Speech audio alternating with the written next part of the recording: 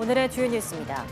코로나19 신규 환자는 49,418명으로 전날보다 6천여 명 줄었지만 확산세는 계속되고 있습니다.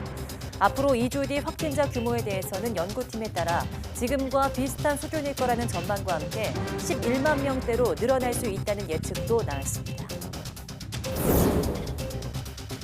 13세에서 18세 사이 독감 의심 환자 수가 최근 일주일 새 75%나 급증한 것으로 나타났습니다.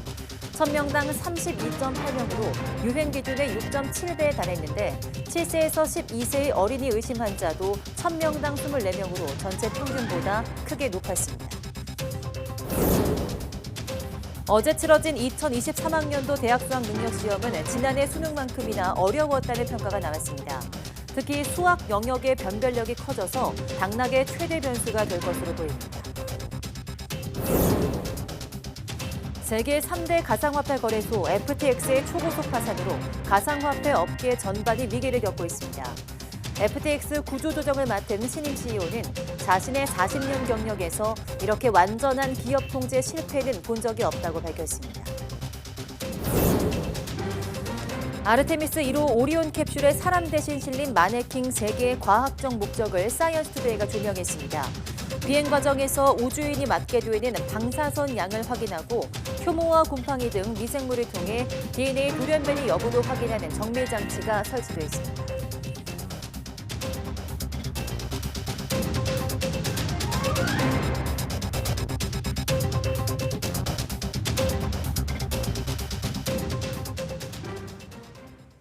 네, 여러분 안녕하십니까? 11월 18일 사이언스 투데이 시작합니다. 오늘 0시 기준 코로나19 신규 환자는 49,418명으로 집계됐습니다. 일주일 전보다 5천여 명 적지만 2주 전보다는 5천여 명 더 많습니다. 신규 환자 가운데 국내 발생은 49,352명, 해외 유입은 66명입니다. 위중증 환자는 365명으로 이틀 연속 300명대를 나타냈습니다.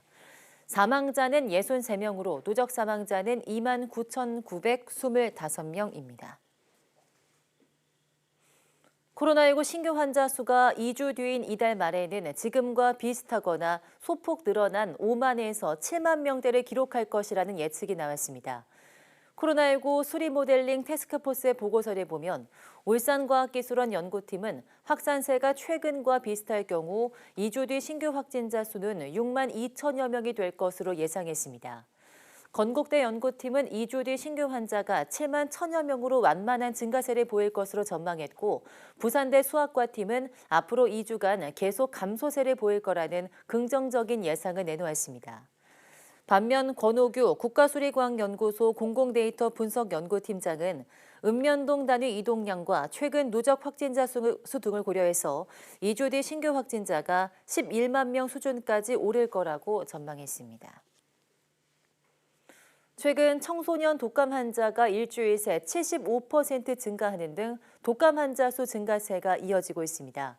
질병관리청은 지난주 인플루엔자 의심 증상을 보이는 환자는 외래 환자 1000명마다 13.2명으로 일주일 전에 11.2명보다 증가했다고 밝혔습니다. 특히 13세에서 18세 사이의 경우 1000명당 32.8명으로 직전주의 18.8명보다 75% 늘어나며 유행 기준의 6.7배에 달했습니다.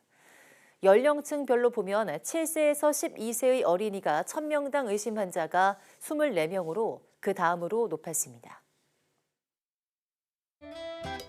문 닫겠습니다. 뛰어. 좀 잘 봐. 정중도에서 오셔서 앞에. 앞에만 나오세요.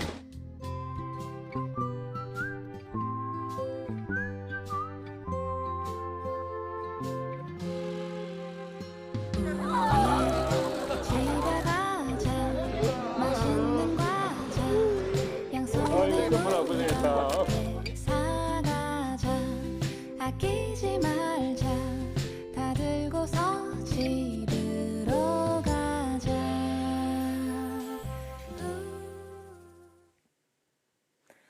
네, 2023학년도 대학 수학 능력 시험이 모두 마무리됐습니다. 이른바 불수능으로 불렸던 지난해 수능만큼 어려웠던 것으로 평가되는데요. 특히 영어와 수학, 탐구 영역이 어려웠다는 수험생이 많았습니다. 장하영 기자입니다. 재수생을 비롯한 졸업생 응시자가 10명 중 3명꼴로 26년 만에 최다였던 올해 수능. 원서를 접수한 50만 5천여 명 가운데 실제 시험을 치른 수험생은 45만 400여 명으로 지난해와 같은 10.8%의 결시율을 기록했습니다. 교육과정 평가원은 불수능으로 불렸던 지난해보다는 조금 쉽게 출제했다고 밝혔습니다. 연계도가 축소되는 반면 어떻게 하면 체감 연계도를 올릴 수 있을까? 체감 연계도를 올림으로써 학생들이 조금 더 수월하게 문제에 접근할 수 있지 않을까? 교사들도 국어와 영어는 지난해 수능보다 조금 쉬웠고 수학은 비슷한 수준이지만 최고 난도 문제는 없었다고 평가했습니다. 지난해 수능에서는 표점 만점자가 147점이었는데 9월 모평에서는 145점으로 다소 내려갔거든요. 지난해 표점 꼭대기보다는 다소 내려갈 수도 있는 그런. 하지만 실제 수험생이 느낀 체감 난이도는 달랐습니다. 영어와 탐구 영역이 어려웠다는 수험생이 많았습니다. 좀 많이 어려웠고 특히 영어가 제일 어려웠던 것 같아요. 그리고 또 국어도 좀 어려웠던 것 같고 수학은 좀 할만했던 것 같기도 하고. 네. 저는 탐구 과목이 좀 어려웠던 것 같아가지고 작년 모의고사보다는 조금 더 어려웠던 것 같고. 입시학원에서는 국어 영역에서 기초 대사량을 다룬 17번 문제가 자연계열 학생들에게 유리하게 작용했을 수 있고 절대평가인 영어가 지난해 수능은 물론 모의평가보다도 대폭 어렵게 출제됐다고 분석했습니다. 수능 성적표는 이의 신청 기간과 정답 확정을 거쳐 다음 달 9일 배부합니다. 주말부터는 논술과 면접 등 대학별 고사가 본격적으로 시작합니다. YTN 장하영입니다. 네, 올해 대학 수학 능력 시험에서도 선택 과목 간 점수 격차는 더욱 벌어질 것으로 보입니다. 수학의 당락의 최대 변수가 될 것으로 보이는데요. 통합수능 2년차 입시 전략을 김연아 기자가 보도합니다. 지난해 선택 과목별 표준 점수 차는 국어가 2점, 수학이 3점입니다.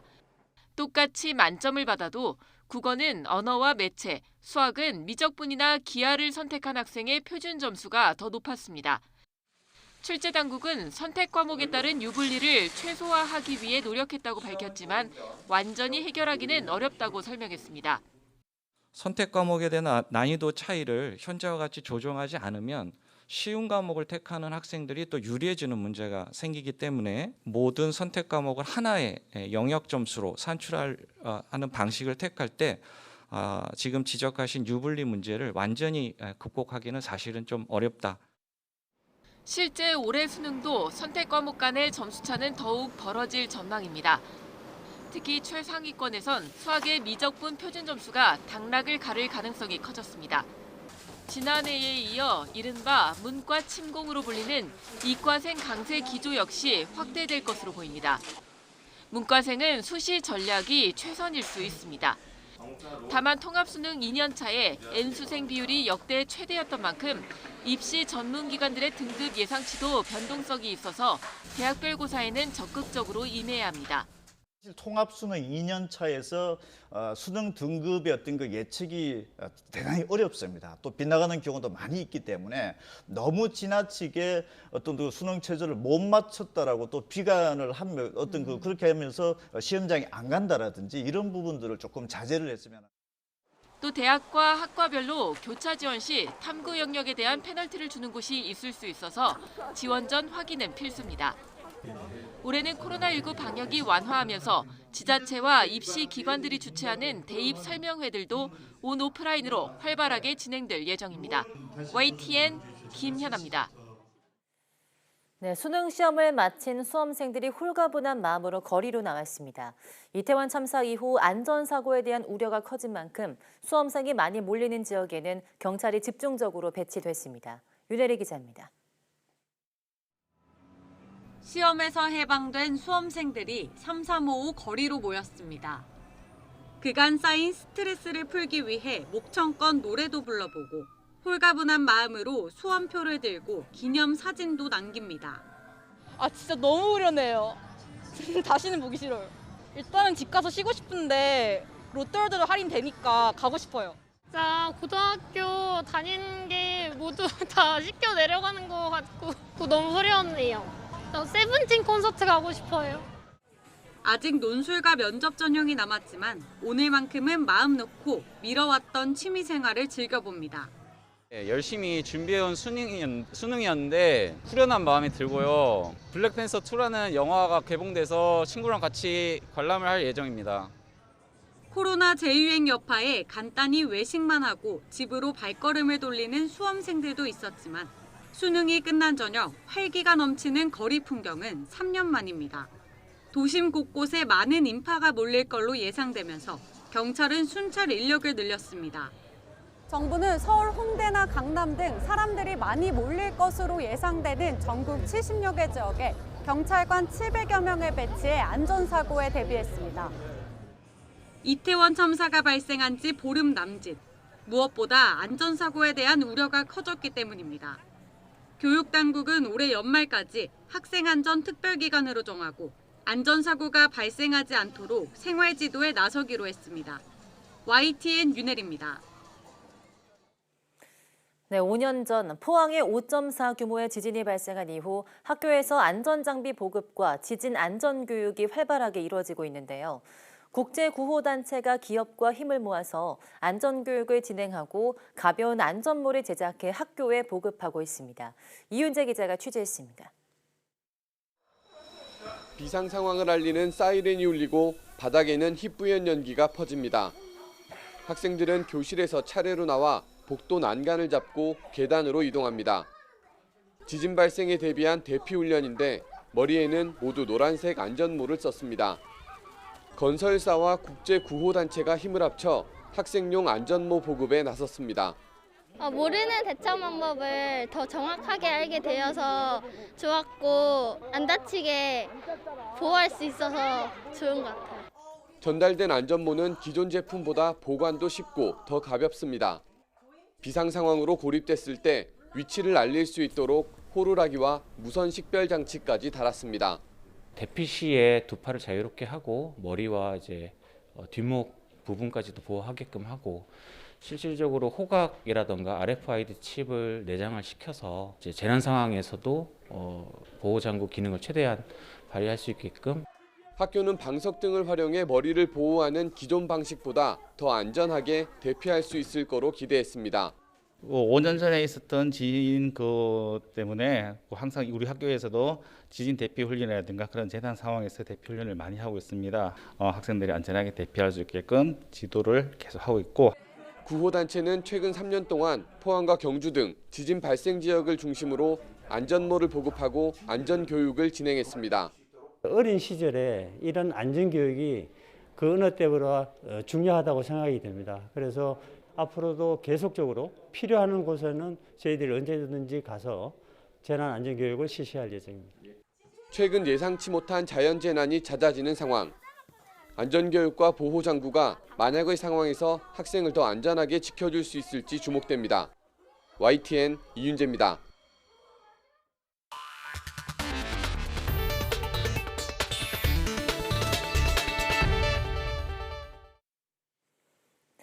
네, 미국은 1969년 최초 달 착륙자 닐 암스트롱을 시작으로 아폴로 시리즈를 통해서 모두 12명을 달 표면에 발을 딛게 했는데요. 그런데 반세기 만에 다시 시작된 달 복귀 프로젝트인 아르테미스 1호에는 왜 사람을 태우지 않고 마네킹을 태운 채 우주로 떠난 걸까요? 최소라 기자가 그 이유를 전해드립니다. 지구를 떠나 달로 향하고 있는 아르테미스 1호의 오리온 캡슐. 조종석에는 우주복을 입은 남성 모양의 마네킹, 무니킨 캄포스가 앉아 있습니다. 무니킨에 부착된 2개의 센서는 25일간의 비행 동안 조종사에게 가해지는 방사선량을 측정합니다. 머리와 등부 위에 설치된 센서는 조종사가 받게 될 가속도와 진동을 기록합니다. 캡슐에는 여성 상반신 모양의 마네킹, 조하르와 헬가도 실렸습니다. 여성의 장기와 뼈, 연 조직을 모방한 물질로 만들어져 비행 동안 인체 조직의 변화를 알 수 있습니다. 또 각각 6천여 개의 미세 센서를 부착하고 있어 비행사가 받게 될 방사선량을 부위별로 정교하게 측정합니다. So we'll have one so-called unprotected phantom flying in Orion to test not only or to measure not only the radiation load they will receive, but to test also possible new radiation protection measures. 실제 비행에서 인체가 받을 수 있는 피해와 충격을 정확하게 분석해서 최대한 안전한 비행 요건을 만들기 위한 겁니다. 50여 년 전 치열한 우주 경쟁 시대에 깊이 고려되지 못했던 우주인의 안전을 이제는 더 정밀하게 챙긴다는 취지입니다. 방사능의 위험에 대해서는 알고 있지만 달까지 착륙해서 갔다 오는데 얼마만큼 방사능이 노출이 되는지 잘 모르잖아요. 일단은 그 당시에는 어깨 우주복을 튼튼히 믿고 그 다음에 가능한 한 짧은 시간에 갔다 온다. 오리온 캡슐에는 효모와 곰팡이 등 미생물도 실렸습니다. 우주 방사선에 노출된 DNA에 돌연 변이가 생겼을 때 DNA가 교정될 수 있는지 어떻게 교정되는지를 살펴보기 위해서입니다. 오리온 캡슐은 달 궤도를 돌아 다음 달 11일 미국 샌디에이고 인근 태평양에 떨어질 예정입니다. 미 나사는 오리온을 회수한 뒤 기록된 각종 데이터를 검토해 내후년으로 계획된 아르테미스 2호 발사와 2025년 3호 발사에 반영할 예정입니다. YTN 사이언스 최소로입니다. 한화진 환경부 장관이 이집트 샤름 엘셰이크에서 진행 중인 제27차 UN 기후변화 협약 당사국 총회에 한국 수석 대표로 참석해 존 케리 미국 기후 특사 등 각국 대표들과 국제기구 대표들과 회담했습니다. 한 장관은 케리 특사와 만나서 양국 국가 온실가스 감축 목표 이행 현황과 에너지 전환 계획을 공유했습니다. 한 장관은 앞서서 게라시모스 토마스 EU 조세 총국장을 만나 EU가 2026년부터 본격적으로 적용하려는 탄소 국경 조정 제도와 관련해 새로운 무역 장벽이 되지 않게끔 정보를 공유하기로 했습니다. 탄소 국경 조정 제도는 탄소 누출을 막기 위한 것으로 탄소 배출이 많은 지역에서 수입되는 제품에 탄소 가격을 부과하는 제도입니다. 세계적인 가상화폐 거래소 FTX가 갑작스럽게 무너져버리자 가상화폐 업계 전반이 흔들리고 있습니다. 가치 폭락에 이어서 시스템에 대한 근본적인 의구심이 커지면서 가상화폐 업계는 가장 큰 위기를 겪고 있습니다. 조용선 기자입니다. 세계 3대 가상화폐 거래소로 꼽히던 FTX가 무너지며 남긴 부채는 우리 돈 66조 원 수준. 돈을 돌려받지 못하는 피해자가 100만 명에 달할 수 있다는 전망도 나옵니다. FTX set out to attract small traders, retail traders, ordinary people. It encouraged ordinary people to deposit their wages into accounts on the exchange and then exchange part of those into cryptocurrency or whatever. 파장은 업계 전반으로 퍼지고 있습니다. 코인 대출의 큰손으로 꼽히는 대출업체 제네시스 캐피털이 신규 대출과 상환을 중단했습니다. FTX 계좌에 맡긴 1억 7,500만 달러가 묶였고 불안한 고객들이 잇따라 인출을 요청하면서 유동성을 감당할 수 없게 됐기 때문입니다. 상환을 중단한 제네시스의 사업 파트너이자 세계 6위로 꼽히는 거래소 제미니도 일부 서비스의 자금 인출을 중지했습니다. 또 다른 가상화폐 대출업체 블록파이도 파산 보호 신청을 준비하는 것으로 알려진 가운데 업계를 향한 제도적 압력도 커지고 있습니다. 미국 연방준비제도 마이클 바 부의장은 강한 규제를 강조했고 미국 하원은 다음 달 청문회에서 30살의 FTX 전 CEO이자 창업자를 불러 경영 방식과 붕괴 이유를 캐묻기로 했습니다. 워런 버핏의 사업 파트너인 찰리 먼거는 가상화폐 사태를 두고 사기와 망상의 나쁜 조합이라며 아동 유괴범에게나 좋은 통화라고 비하했습니다. The on and off ramps, the gateways between the traditional finance system and the new internet native monetary systems like Bitcoin, that's where the regulation can and should take place. And that's where there has been a void into which so many criminals and scammers have filled. 시장에서는 1, 2위인 비트코인과 이더리움이 열흘 동안 20% 넘게 떨어지며 곤두박질 치는 상황. 탈중앙화를 기치로 폭발적인 성장을 해온 가상화폐 업계에 지속 가능한가라는 물음표가 따라붙기 시작했습니다. YTN 조용성입니다. FTX 구조조정을 맡은 신임 CEO가 자신의 40년 구조조정 경력에서 이렇게 완전한 기업 통제 실패는 본 적이 없다고 밝혔습니다. 뉴욕타임스와 CNBC 방송은 최근 파산법 11조에 따른 파산 보호를 신청한 FTX의 새 최고 경영자 존 레이 3세가 법원에 낸 문건에서 이같이 표현했다고 전했습니다. 레이는 신뢰할 만한 재무 정보가 전혀 없는 곳은 처음 본다며 극소수 개인들의 손에 집중된 회사 통제권을 포함해 전례 없는 상황이라고 토로했습니다. 레이 CEO는 2001년 회계부정으로 무너진 에너지 기업 앨론의 빚잔치를 청산한 기업 구조조정 전문가입니다. 미국 국무부 차관이 전기차 보조금 차별 논란에 제기된 인플레이션 감축법과 관련해서 법 이앱 과정에서 한국 측 목소리를 계속 듣겠다고 밝혔습니다. 최근 바이든 대통령이 윤 대통령과 만나 한국과 협의를 약속한 데 이은 것으로 시행령 제정 과정에 우리 요구가 반영될지 주목됩니다. 워싱턴 권준기 특파원이 보도합니다. 워싱턴 DC에 있는 한미경제연구소 포럼에 참석한 호세 페르난데스 미 국무부 경제차관은 한국의 인플레이션 감축법과 관련한 우려가 있는 것을 알고 있다며 관련 언급을 시작했습니다. 법 이행 과정에서 한국 정부와 대화를 지속하겠다는 점을 약속했습니다. We are committed to continue dialogue with the ROK throughout the implementation process of the Inflation Reduction Act. 페르난데스 차관은 최근 조태용 주미 한국 대사를 포함한 2명의 대사관 관계자와 인플레이션 감축법에 대한 대화를 이어오고 있다고 밝혔습니다. 또 백악관 차원에서도 논의가 진행 중인 것으로 안다며 두 나라가 솔직한 소통 라인을 유지하고 있어 기쁘다고 말했습니다. I also know that there are and continue to be high level and working level conversations with the White House on the Inflation Reduction Act. 최근까지 미국 재무부에서는 인플레이션 감축법과 관련한 의견을 수렴했는데 우리 정부는 법 적용 유예를 포함한 다양한 제안을 접수했습니다. 페르난데스 차관이 언급한 법 이행 과정에서의 대화도 시행령에 우리 의견을 반영하는 방안을 말한 것으로 보입니다. 특히 최근 바이든 대통령이 윤석열 대통령을 만나 한국 기업이 미국 경제에 기여하는 점을 고려해 인플레이션 감축법 이행 방안이 논의돼야 한다고 밝혀 기대감을 더욱 높이고 있습니다. 하지만 의회를 통한 문제 해결은 더욱 힘들어진 것으로 보입니다. 이번 중간선거에서 상원은 민주당이, 하원은 공화당이 다수당을 차지하면서 개정안 통과 가능성은 더욱 낮아진 것으로 관측되기 때문입니다. 워싱턴에서 YTN 권윤기입니다. 네, 고물가 영향으로 가계 실질 소득이 5개 분기 만에 줄었습니다. 소득이 늘어도 가계 실질 형편은 나빠진 건데요. 또 금리 인상의 여파로 대출 이자 부담이 커지면서 이자 비용은 20% 가까이 급증했습니다. 보도에 오인석 기자입니다.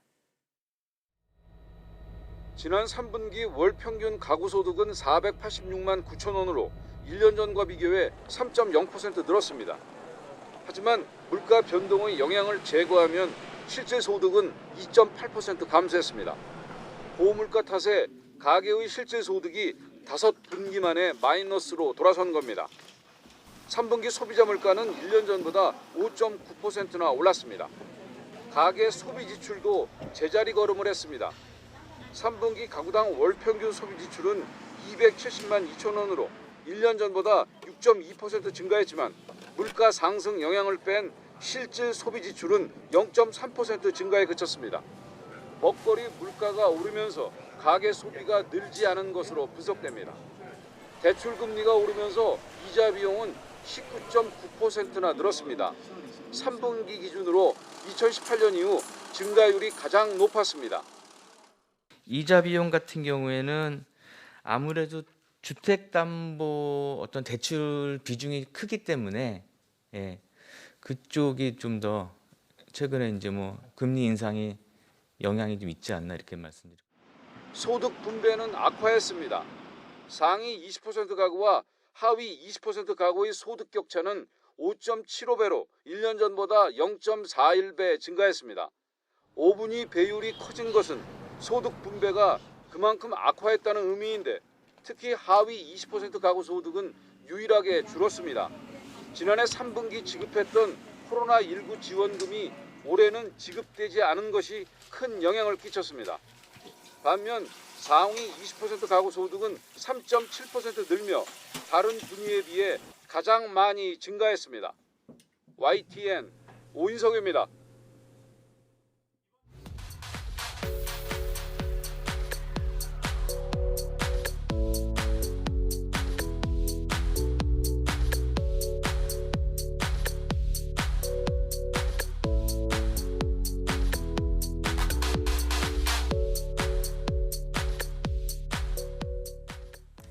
네, 오늘부터 경기도권 광역버스의 절반 가까이가 입석 승차를 금지했습니다.